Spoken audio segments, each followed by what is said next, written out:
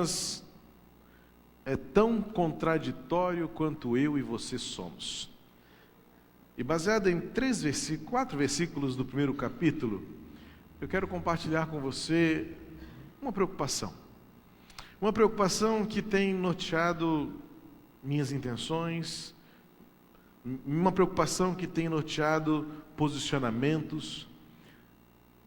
Pois, como disse Mahatma Gandhi em sua célebre frase, ele conviveu com hindus, com muçulmanos, com cristãos à sua época, e ele disse algo que quem assistiu o filme, quem conhece a história de Gandhi, conhece essa declaração famosa. Ele diz: eu conheço e respeito este Cristo de vocês, mas não aceito, não entendo vocês cristãos.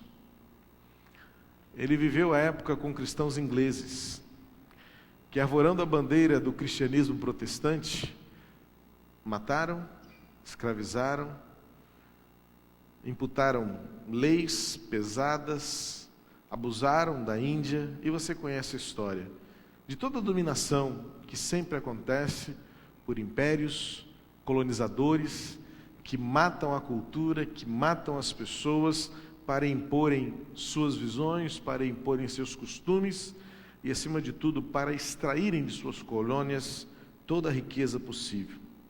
E Gandhi, justamente olhando e vendo essas contradições, declara isto que atravessa séculos e chega a nós hoje como uma verdade cortante.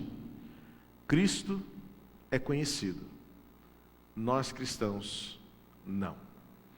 Jonas traz em sua vida marcas desta contradição. E eu quero compartilhar com você, baseado no livro de Jonas, no capítulo 1, versos 7 a 10, um pouco dessas contradições que se encontram na minha vida, na sua vida. E o meu objetivo nesta noite é desafiar você a vencer essas contradições. Meu desafio nesta noite para você é que, como eu, busquemos juntos a força necessária para que o mundo olhe para nós e veja Cristo. Olhe para nós e veja coerência. Ao olhar o mundo para nós, possa contemplar a imagem de Jesus. Diz assim o livro do profeta Jonas, capítulo 1, versos 7, 8, 9 e 10. E cada um dizia ao seu companheiro: vinde e lancemos sortes para sabermos quem é o culpado por essa tragédia que nos sobreveio. Então lançaram sortes, e a sorte caiu sobre Jonas. Então lhe disseram: declara-nos agora, por culpa de quem nos sobreveio esta tragédia? Que ocupação é a tua? De onde vens? Qual é a tua terra? E de que povo tu és? Ele lhe respondeu: eu sou hebreu, adorador do Senhor, o Deus do céu, que fez o mar e a terra seca. Então os homens ficaram com muito medo e lhe disseram: que é isso que fizeste? Os homens sabiam que ele fugia da presença do Senhor, pois lhes havia contado. Jonas serve para nós hoje como um modelo das nossas contradições. Por isso eu disse que o livro de profeta Jonas ele é fascinante. Também porque ele termina abruptamente. O livro do profeta Jonas traz consigo um mistério. O que significa este término tão abrupto da sua história, em que temos um começo onde Jonas é apresentado, sua biografia resumida é vista, mas ao final do livro nós não conseguimos entender muito bem aonde vai dar essa história de Jonas, que fim ele levou. Surpreendente também é, no livro de Jonas, perceber o imensurável amor de Deus, que vai longe, que visita povos estranhos e que alcança indignos da graça de Deus. Pois Jonas é chamado por Deus para falar da graça salvadora. Este termo ainda não existia no Novo Testamento, ainda não era usado dentro da teologia, da visão do Antigo Testamento. Mas nesse contexto do livro de Jonas, ele é levantado por Deus para levar a mensagem redentora a um povo indigno, aos ninivitas. A gente de Nínive era um povo conhecido pela sua maldade, conhecido pela sua crueldade. Era um povo que, segundo os arqueólogos, colecionava crânios humanos. E havia em sua cidade, à época, esculturas feitas por ossos de gente. Tamanha crueldade daquele povo. Mas é no meio daquele contexto que Jonas é sacado dentro do povo para levar uma mensagem de esperança, para levar ao povo uma mensagem de regeneração. Conquanto fosse uma mensagem de juízo, conquanto fosse uma mensagem de denúncia, esta mensagem trazia no seu bojo a esperança de se arrependerem-se, serão salvos. Jonas é apresentado no livro, no primeiro momento, como um homem em fuga. E aqui começam as contradições de Jonas, mas que não o torna menor do que eu. Quando criança, e nossos filhos acabam aprendendo assim, talvez num ligeiro equívoco da nossa pedagogia cristã, somos levados a pensar em Jonas como um homem mau, como um homem de mau exemplo. E muitas vezes nós não levamos os nossos filhos a olharem para Jonas e vê-lo como um espelho nosso. Porque Jonas sou eu, Jonas é você. Fugindo de Deus, negando-se obedecer ao Senhor, querendo estabelecer para Deus os seus próprios preceitos de juízo. Pois você conhece um pouco da história e viu lá no capítulo 3 que Jonas dialoga com Deus e fala: Senhor, olha, para esse povo eu não vou falar, porque o que esse povo merece é a morte. Jonas coloca-se no lugar de Deus e passa então a ser o árbitro da circunstância. Jonas coloca-se no lugar de Deus e dá a ele o seu parecer do que estava acontecendo e do que ele entendia ser o correto. Jonas paralisa-se diante da sua responsabilidade, pois ele sabia que se pregasse ao povo, e se o povo ouvisse, e se o povo se arrependesse, ele diz no capítulo 3, o Senhor vai perdoá-los, e eles não merecem o teu perdão, Senhor.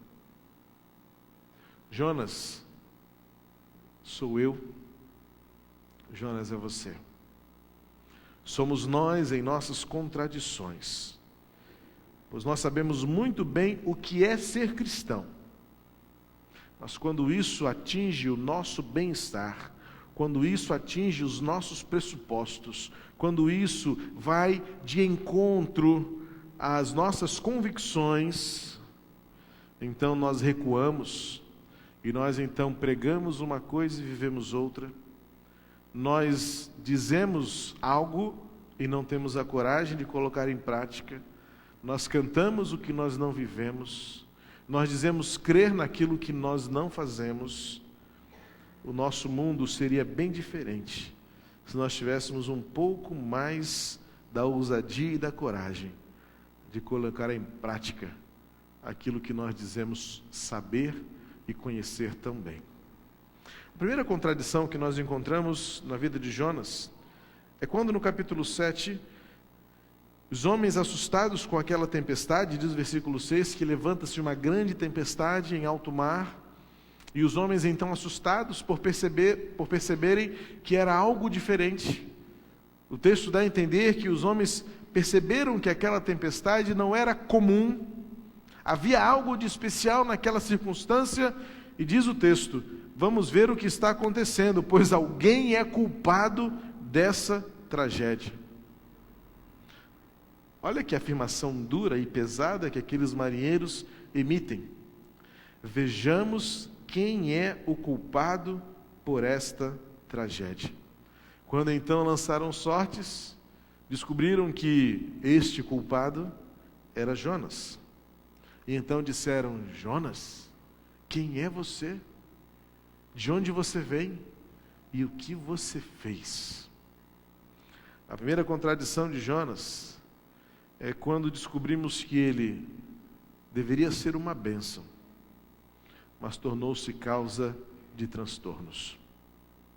Jonas é enviado por Deus para anunciar o juízo sobre Nínive para que ela se arrependesse e, portanto, pelo arrependimento mudasse de atitude e, creio, mudasse a sua história como de fato mudou. A pregação de Jonas, você conhece, se conhece o livro, sabe que a pregação de Jonas surtiu o efeito que Deus esperava. Os governantes, o rei daquele povo, vestiu-se de saco de pó e de cinzas, lançou-se ao chão arrependido, levou o povo, decretou um jejum de arrependimento, decretou uma mudança. O povo sentiu-se constrangido. Mas antes que isso acontecesse, Jonas tentou de todas as maneiras fugir do propósito de Deus. E fugindo dos propósitos de Deus, ele, ao invés de se tornar uma bênção, ele se torna transtorno para as pessoas à sua volta. Quando os marinheiros estão procurando saber quem era o responsável por aquela desgraça, a sorte lançada revela: Jonas é a razão de tudo isso.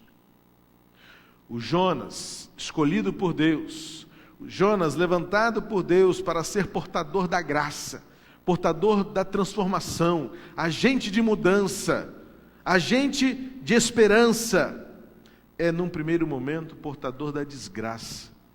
E por meio dele, a morte chega bem próximo daqueles marinheiros. É o que acontece quando eu e você nos independemos dos propósitos de Deus, nos esfriamos diante dos desígnios de Deus, quando você e eu fugimos de viver aquilo que Deus tem para nós. Tem gente que vive a sua vida inteira fugindo dos planos de Deus. Nega-se a aceitar em definitivo que Deus tem o plano melhor, que Deus é graça. Nega-se a entender, a aceitar que Deus tem um plano cujo nome é o seu, para lhe dar uma nova vida, para fazer você bênção e para lhe abençoar.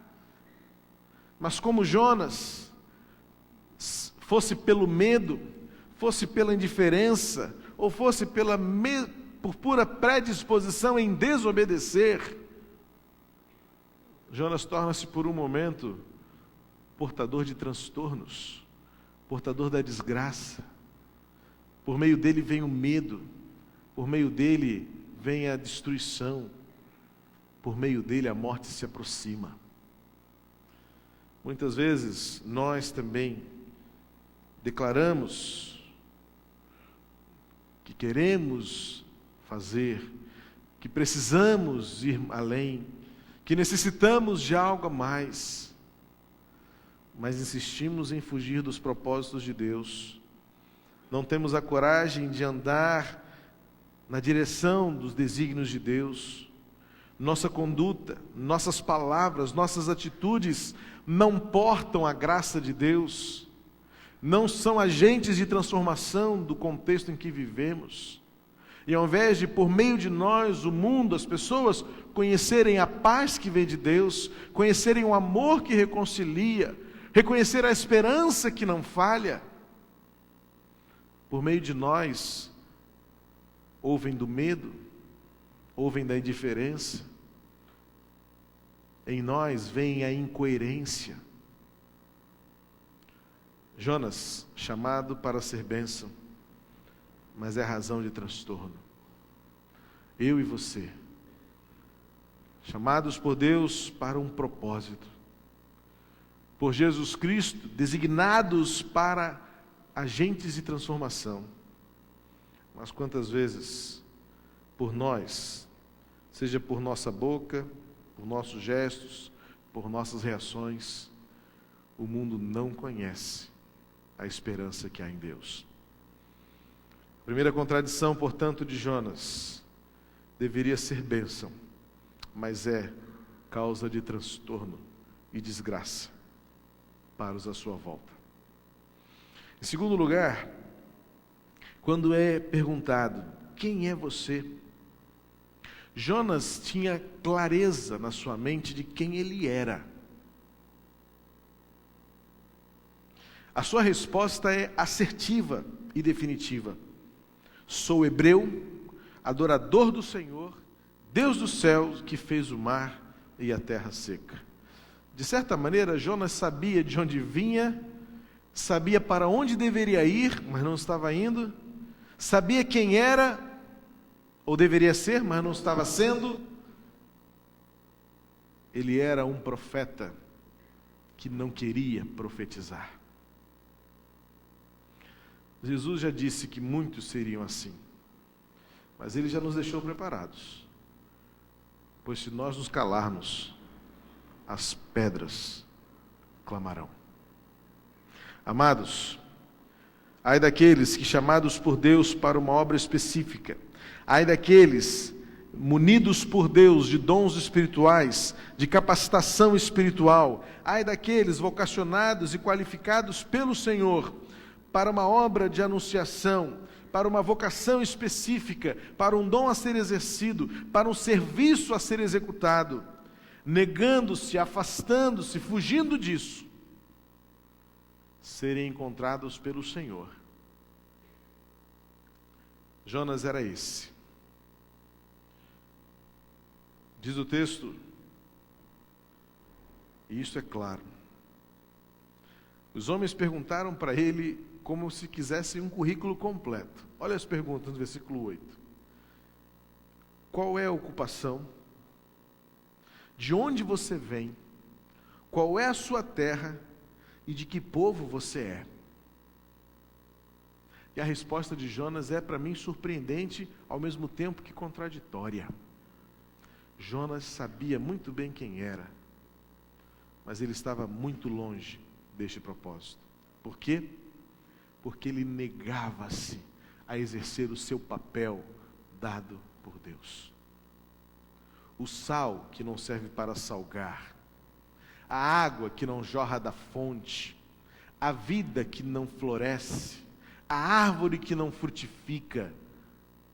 Assim somos nós, em nossas contradições, chamados por Deus, escolhidos pelo Senhor, vocacionados pelo Pai para uma obra específica. Nem todos são pastores, nem todos são professores, nem todos são músicos, mas todos somos chamados por Deus para testemunhar. Mas nós nos encolhemos, nós nos escondemos, nós nos intimidamos. O mundo fala, o mundo apregoa, os valores mundanos são difundidos e divulgados por todos os meios, mas nós nos retraímos e nos calamos, nos omitimos, fugimos. As razões pelas quais Jonas foge, ao mesmo tempo que são simples, evidentes no texto bíblico, elas me identificam com ele. Eu entendo que Jonas fugiu basicamente por duas razões. Primeiro, porque ele não concordava com os desígnios de Deus. Isso fica claro lá no capítulo 3. Senhor, mas esse povo vai ser salvo? Ele não merece. Segundo, evidentemente, Deus estava mandando Jonas, não como Daniel, mas em algo do tipo, levando-o à cova dos leões, ou pelo menos a sua própria cova. Porque imagina o que é você dizer a um povo, conhecido pela sua carnificina, conhecido pela sua crueldade, conhecido pela sua iniquidade, bradar em alta voz por todas as ruas daquela cidade: vocês vão morrer, vocês serão destruídos, se não se arrependerem das suas obras mais, do seu pecado. Jonas tinha plena noção do risco que corria, ao ter sido chamado por Deus para alçar um voo arriscado, para levantar a bandeira da justiça, do juízo de Deus. Jonas tinha em mente dois problemas. Senhor, eu não concordo que esse povo deva ser salvo, e segundo, eu não concordo que eu deva me arriscar a esse ponto, porque esse povo vai me matar. Jonas foge.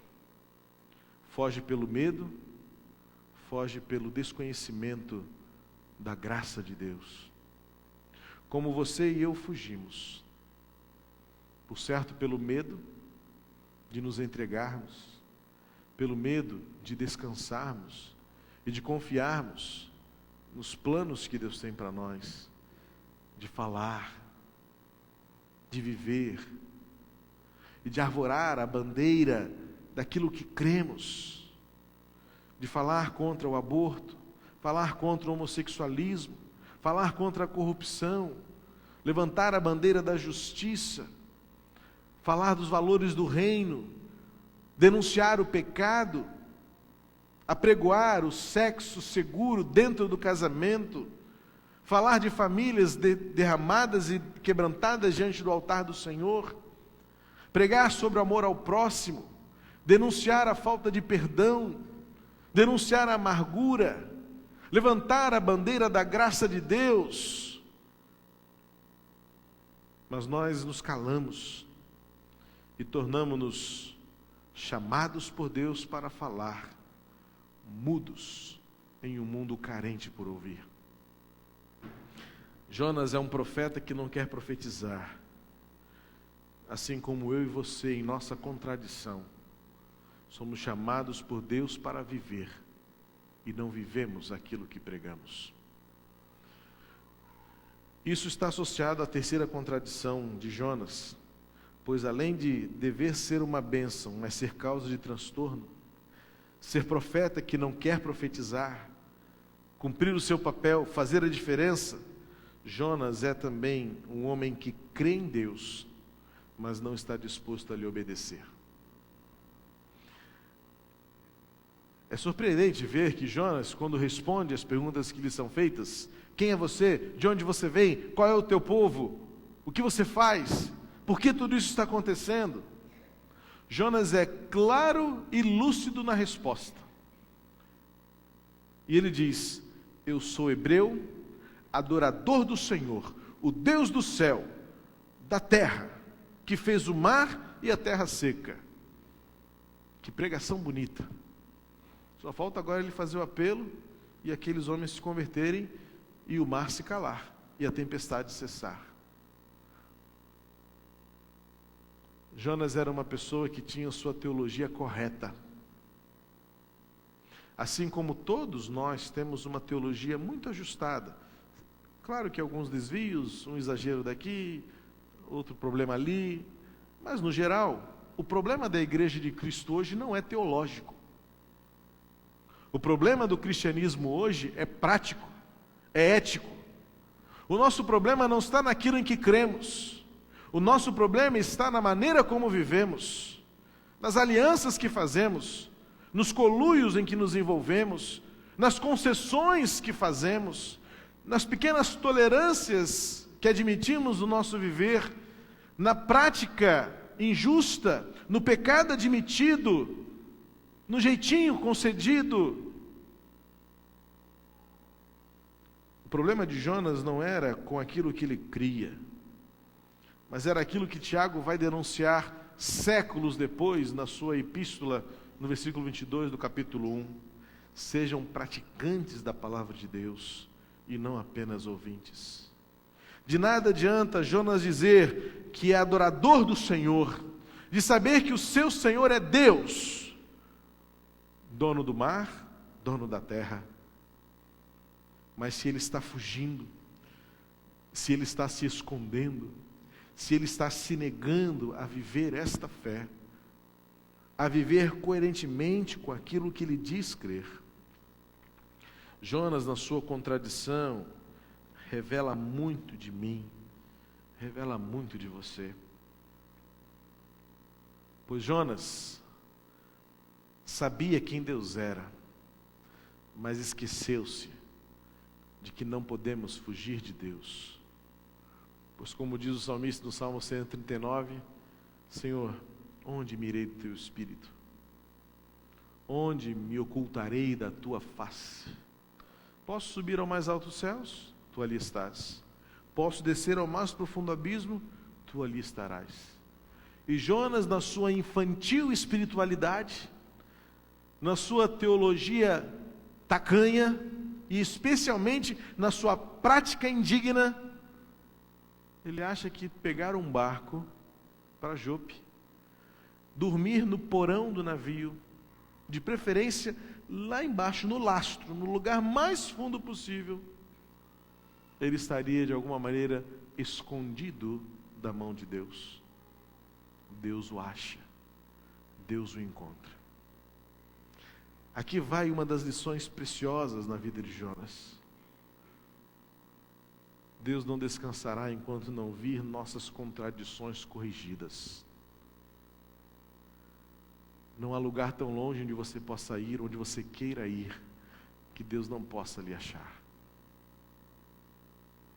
Não há negação tão severa que você possa cometer, que Deus não esteja incansavelmente disposto a lhe dar uma segunda chance. Esta é a história de Jonas.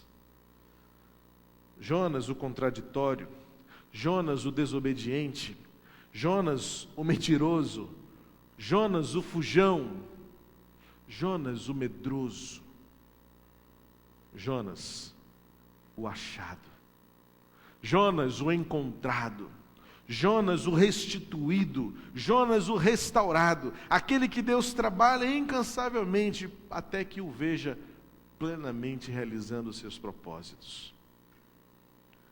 Você e eu temos nossas contradições, mas há um Deus soberano que não descansará enquanto não nos vir cumprindo os seus desígnios, vivendo os seus propósitos, fazendo a sua vontade. Jonas foi um homem chamado para ser bênção, mas que num primeiro momento foi causa de transtornos. Jonas foi chamado para profetizar, mas negou-se o máximo que pôde. Jonas cria em Deus, mas não vivia disposto a obedecê-lo. E você? Avalie sua vida e veja se você tem sido mais ou menos. Avalie suas atitudes e veja o quanto você se identifica com Jonas fujão, ou queira já talvez ser o Jonas cuspido do ventre do grande peixe, disposto a ir adiante, disposto a obedecer, de maneira que os homens olhem para nós e vejam a fidelidade da nossa atitude, contemple a lealdade da nossa fé, contemple a coragem da nossa obediência, contemple a validade do nosso testemunho, contemple a manifestação da graça por meio do nosso viver. Pois eu e você temos nossas contradições, mas há um Deus que não descansará enquanto não nos levar à plenitude da obediência, à plenitude da graça, à plenitude do amor. Jonas precisou aprender do jeito mais difícil.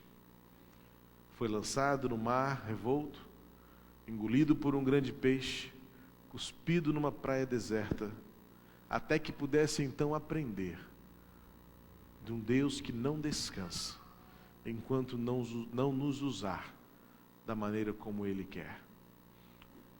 Foi preciso que Jonas passasse pelo processo mais difícil, pois ele tentou ir muito longe da presença de Deus. Mas antes que seja longe demais, nesta noite eu quero desafiar você a render-se, a voltar, a entregar-se ao Senhor, para dizer: Senhor, estou disposto, corrija os meus passos, livra-me das contradições, para que o mundo veja Cristo em mim. Feche seus olhos.